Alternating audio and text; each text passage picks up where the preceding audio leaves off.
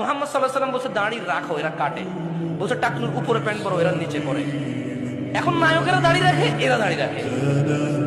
আল্লাহ তাআলা বলছে হালাল খাও, এরা সবসময় হারামের দিকে ঝুঁকে থাকে।